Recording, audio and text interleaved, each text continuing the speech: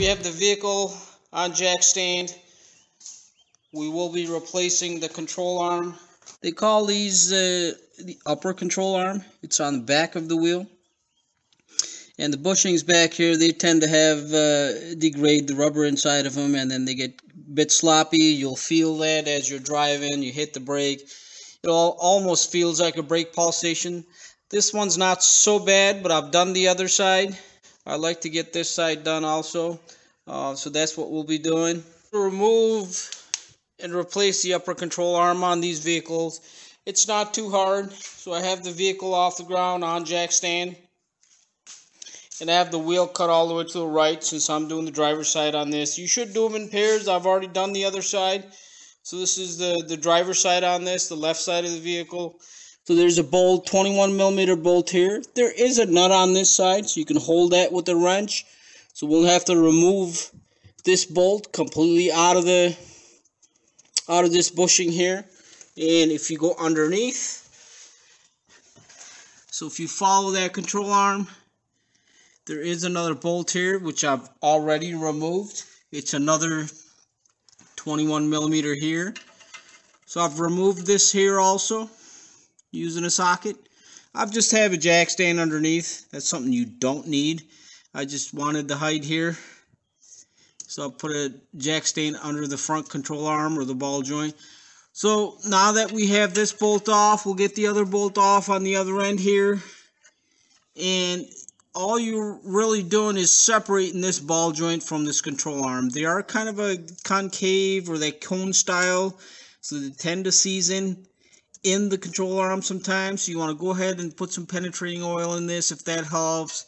You could use a fork style tool in here, or sometimes just hitting this with the hammer will release it if it's clean. So we'll go ahead and try that and see if that works. If not, we'll use a tool. I was able to remove this control arm, the whole bushing and the whole setup from that side by removing this bolt here. Remember, there's a nut on the other side. You can use a wrench to hold it. It's a 21mm. You want a wrench here on this end, right here where that nut is, which is this end, which goes right through here. I've used a 21mm socket with a swivel, and I was able to reach it this way since there is a little bit of an angle to it. And now you can see the whole control arm is removed from there, and it's hanging down on the floor.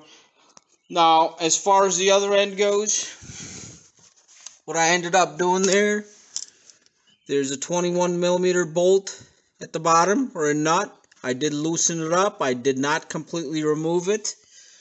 And what I ended up doing was taking a hammer and just smacking the end of it right here, right where the joint is.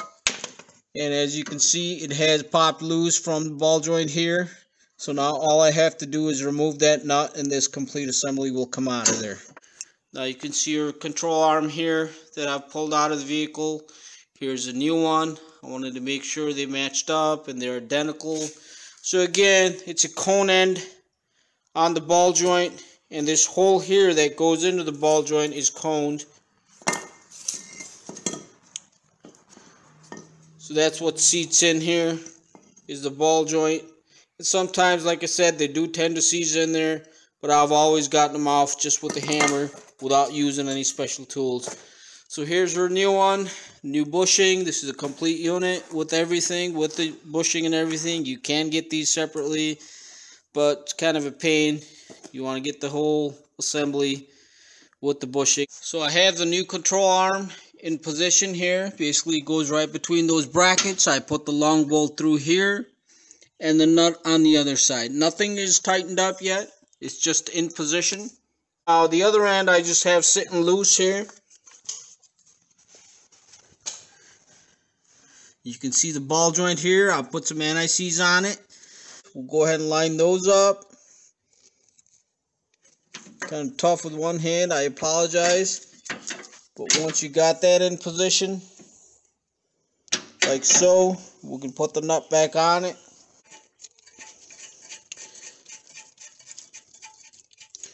So now at this point, we can go ahead and fully tighten up this nut.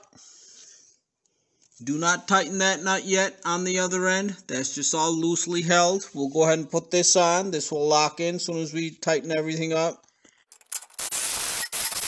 Put a jack underneath to put the weight on that wheel or that axle. You do not want to tighten up that back bushing bolt without some load on it. So basically you're preloading it, meaning you're putting it at kind of a right height, and we're using a jack to do that.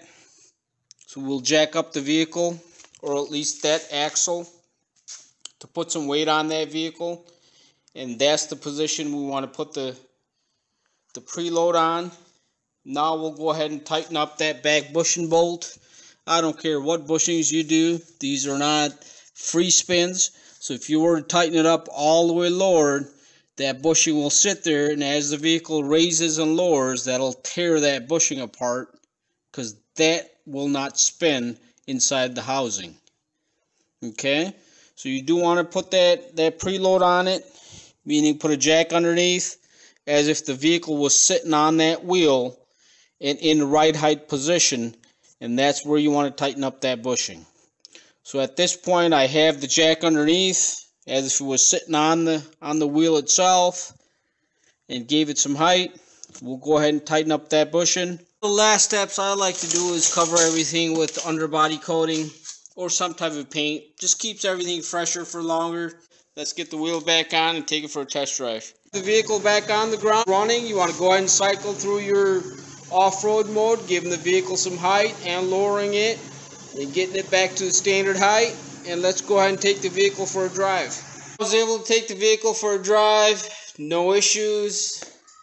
Suspension, everything sits at the standard height, not a problem. No pulsation problems, no pulling problems, nothing in the steering. Steering's nice and straight. Thank you for watching.